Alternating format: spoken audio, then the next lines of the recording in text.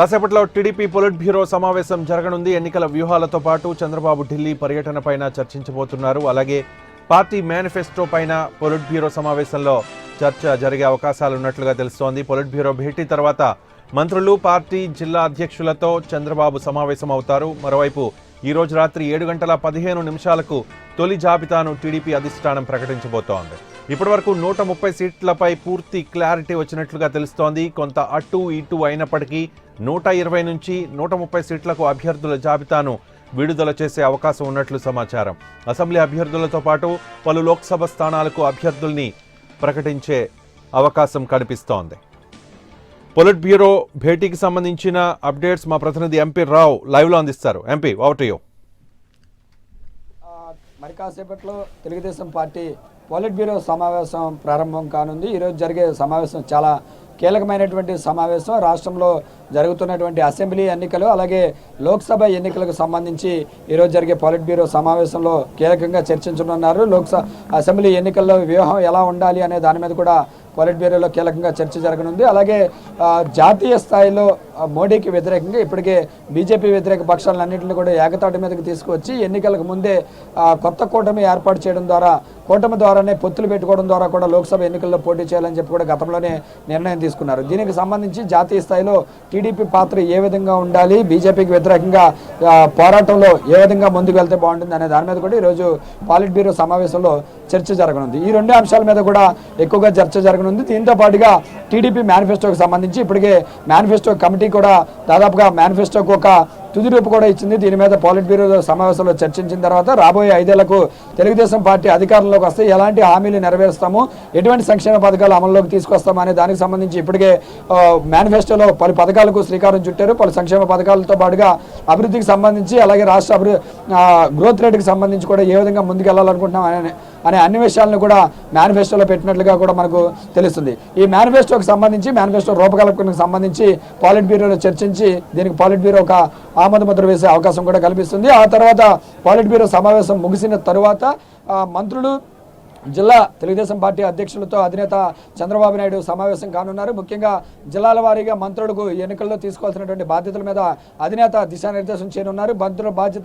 మంత్రుల పాత్ర ఏ విధంగా ఉండాలి, ఎన్నికల్లో మొత్తం జిల్లాలో ఉన్నటువంటి మెజార్టీ, అన్ని జిల్లాలో ఉన్నటువంటి మెజార్టీ స్థానాలు గెలుపొందడానికి మంత్రులు ఏ విధంగా ముందుకు వెళ్ళాలి అనే దాని మీద కూడా మంత్రులకు, జిల్లా పార్టీ అధ్యక్షులకు అధినేత చంద్రబాబు నాయుడు దిశానిర్దేశం చేయనున్నారు. దీంతో పాటుగా జిల్లాల వారీగా కూడా వివిధ అసెంబ్లీ సెగ్మెంట్లకు సంబంధించి అభ్యర్థుల ఎంపికకు సంబంధించి అలాగే ఆశావాహులు, అసంతృప్తులకు సంబంధించి కూడా జిల్లా పార్టీ నేతలతో పాటుగా మంత్రులతో కూడా అధినేత చంద్రబాబు నాయుడు చర్చించే అవకాశం ఉంది. మొదటిగా పొలిట్ బ్యూరో సమావేశం కాసేపట్లో ప్రారంభం కానుంది. పొలిట్ బ్యూరో సమావేశం ముగిసిన తర్వాత మంత్రులు, జిల్లా పార్టీ అధ్యక్షులతో అధినేత చంద్రబాబు నాయుడు సమావేశం అవుతారు.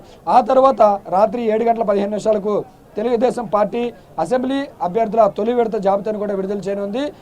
అసెంబ్లీతో పాటుగా పలు మెజార్టీ పార్లమెంటు స్థానాలకు కూడా అభ్యర్థుల జాబితాను ఈరోజు విడుదల చేసే అవకాశం కనిపిస్తుంది. రాష్ట్రంలో మొత్తం 175 అసెంబ్లీ స్థానాలకు గాను ఇప్పటి వరకు కూడా 135 స్థానాలకు అభ్యర్థుల ఎంపిక దాదాపుగా పూర్తి అయిపోయింది. మొత్తం 135 స్థానాలకైతే ఎలాంటి ఇబ్బంది లేకుండా అభ్యర్థులను ఖరారు చేశారు అధినేత చంద్రబాబు నాయుడు. అయితే సాయంత్రం విడుదల చేసేటటువంటి మొదటి జాబితాలో 1, 2, 1, 6 మార్పులు జరిగితే ఒక 5, 6 సీట్లు అటు ఇటుగా ఏమైనా మార్పులు జరిగితే జరగవచ్చు. కానీ మిగిలినటువంటి ఒక 120 నుంచి 130 సీట్ల మధ్యలో అభ్యర్థులను కూడా ఈ రోజు రాత్రి విడుదల చేసేటటువంటి మొదటి జాబితా ద్వారా 120 నుంచి 130 మంది అభ్యర్థులను ప్రకటించేందుకు కూడా టీడీపీ అధినేత చంద్రబాబు నాయుడు కసరత్తు చేస్తున్నట్లుగా కూడా తెలుస్తుంది. ఈ జాబితా ద్వారా ఈరోజు మొదటి లిస్టులో పేరు పొందిన వారికి ఈరోజే జిల్లా మంత్రులు, పార్టీ అధ్యక్షులకు ఎవరైతే జిల్లాల వారీగా అసెంబ్లీ సెగ్మెంట్లలో టికెట్లు పొందిన వారు ఉన్నారో వారికి సంబంధించినటువంటి బీఫారాలు ఇచ్చేందుకు కూడా ఈరోజు ఏర్పాట్లు చేస్తున్నట్లుగా కూడా మనకు సమాచారం అందుతుంది. అసెంబ్లీ స్థానాలతో పాటుగా మొత్తం రాష్ట్రంలో ఉన్నటువంటి 25 పార్లమెంటు స్థానాలకు గాను మెజారిటీ పార్లమెంటు స్థానాలకు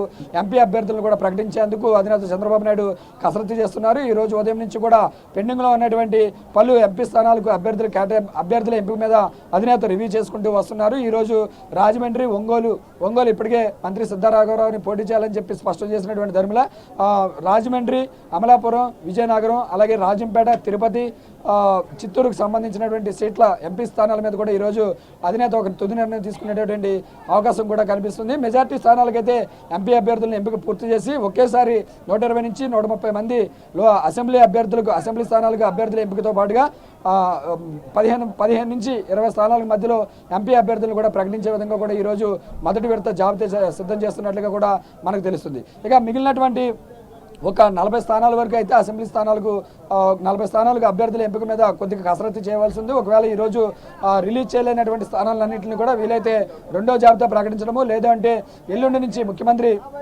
జిల్లాల పర్యటనకు వెళ్తున్నటువంటి సమయంలో ఏ జిల్లాలో అయితే పెండింగ్లో ఉన్నటువంటి స్థానాలు ఉన్నాయో ఆ జిల్లాకు వెళ్ళిన తర్వాత ఆ జిల్లా పర్యటనకు వెళ్ళినటువంటి సమయంలో అక్కడ ఉన్నటువంటి స్థానిక నేతల అభిప్రాయాలు, జిల్లా పార్టీ నేతల అభిప్రాయాలు తీసుకున్నటువంటి తర్వాత పెండింగ్లో ఉన్నటువంటి స్థానాలకు అభ్యర్థులు ఖరారు చేసే విధంగా కూడా అధినేత చంద్రబాబు నాయుడు ముందుకు వెళ్తున్నారు. కాసేపట్లో పాలిట్ బ్యూరో ప్రారంభం కానుంది. పాలిట్ బ్యూరోలో మేనిఫెస్టోతో పాటుగా అభ్యర్థుల ఎంపిక, రాష్ట్రంలో లోక్సభ అసెంబ్లీ ఎన్నికల నిర్వహణ, ఎన్నికల్లో తెలుగుదేశం ఏ విధంగా ముందుకు వెళ్ళాలి, అలాగే జాతీయ స్థాయిలో తెలుగుదేశం పార్టీ అనుసరించాల్సినటువంటి వ్యూహాల మీద పాలిట్ బ్యూరోలో చర్చించనున్నారు. ఆ తర్వాత మంత్రులు, పార్టీ నేతలతో, పార్టీ అధ్యక్షులతో, జిల్లా అధ్యక్షులతో సమావేశం కానున్నారు. ఆ తర్వాత రాత్రి 7:15 మొదటి జాబితాను విడుదల చేసేందుకు కూడా తెలుగుదేశం పార్టీ సమాయత్తమైంది. మరి కాసేపట్లోనే పాలిట్ బ్యూరో మీటింగ్ ప్రారంభం కానుంది. రవి, ఎంపీ ప్రధానంగా అధికార పక్షానికి ఉన్న సమస్యల అసంతృప్తులు, ఒకవైపు అభ్యర్థులను ప్రకటిస్తుంటే మరోవైపు పార్టీలు మారే వారితో చాలా సమస్యగా ఉందని చెప్పుకోవాలి. మరోవైపు వైసీపీలోకి వలసలు పెరుగుతున్నాయి.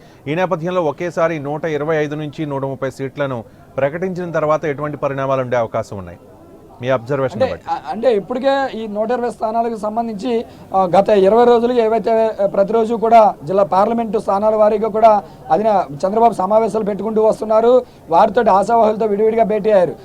మొత్తం విడివిడిగా భేటీ అయినటువంటి సందర్భంలోనే వీరందరికీ కూడా సీట్లు కన్ఫర్మ్ చేశారు. ఇప్పుడు ఈ 120 స్థానాల్లో కూడా అభ్యర్థులకు ఎలాంటి ఇబ్బంది కూడా లేదు. అక్కడక్కడ 1, 2 ఈ రోజు చూసినట్లయితే తూర్పుగోదావరి జిల్లా పత్తిపాడులో వరపుల రాజాకు పత్తిపాడు సీట్ కన్ఫర్మ్ చేశారు. వరపుల సుబ్బారావు సిట్టింగ్ ఎమ్మెల్యే, ఆయన రాజీనామా చేశారు. ఈ రకంగా ఏదైతే అక్కడక్కడ 1, 2 స్థానాల్లో అయితే కొంచెం వ్యతిరేక వర్గాలు ఉన్నాయో వారంతా కూడా ఖచ్చితంగా పార్టీ మారడమో లేదంటే పార్టీకి రాజీనామా చేస్తామని చెప్తున్నారు తప్ప మిగిలినటువంటి సుమారు 100కు పైగా స్థానాల్లో అభ్యర్థులకు ఎలాంటి ఇబ్బంది లేదు.